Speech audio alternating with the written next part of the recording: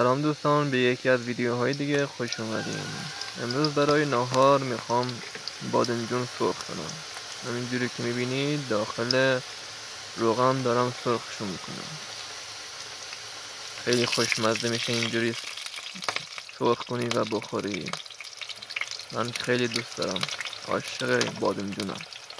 امیدوارم از ویدیو خوشتون بیاد و حمایت کانال یادتون نره، چون به شدت ضعیف داره حمایت میشه.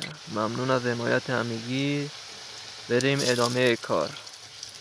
امروزم از سر کار خسته و گشنه اومدم و چسبیدم به درست کردن ناهار، مخصوصا بادمجون. خیلی خوشم میاد.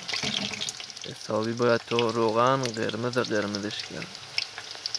توی کامنت ها بگین شما از بادمجون خوشتون میاد یا نه و چجوری شما درست میکنید، با رب و عین قرمه یا اینجوری سرخ میکنید عین سیب زمینی. اگر از ویدیوهای آشپزی خوشتون میاد کامنت ها بگین بازم بذارم از این ویدیوها یا نه. ممنون. تنها دارم فیلم برداری میکنم چون کسی هم نیست فیلم برداری کنه، مجبورم با یه دستم فیلم برداری کنم. امیدوارم تصویر خوب باشه. برای خودم همه فنریفم. یه بخورم زمین دوباره بلند میشم و ادامه میدم. ناامید نمیشم. تا 7-8 ماه فعالیت کلن به زور 100 تا سابسکرایب جمع کردم، ولی بازم ادامه میدم. به امید خدا یه روز منم یه یوتیوبر میشم با حمایت شما خوبان.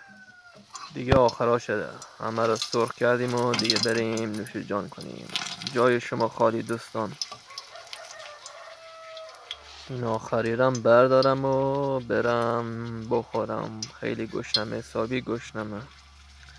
رود کوچیکه داره بزرگه رو میخوره. بریم که اینم از ناهارمون.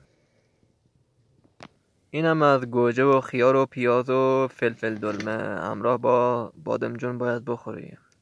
اینو نباشه بادمجون طعم خودشو از دست میده.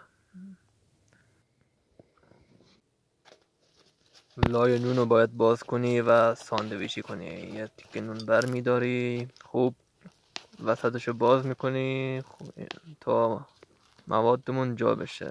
اول از بادمجون میذاریم میچینیم وسط نون. خیار و گوجه و فلفل دلمه رو میذاریم. به این صورت روش خوردن بهتون بگم. این پیاز همینجوری میذاریم وسط نونو پر میکنیم.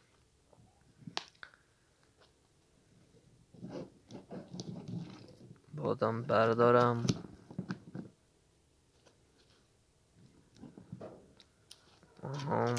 دوباره بادمجان روش میاد. الان میخوریم. به به به به به. جاتون خالی دوستان، جاتون خالیه. عجب چیزی شده، عجب طعمی.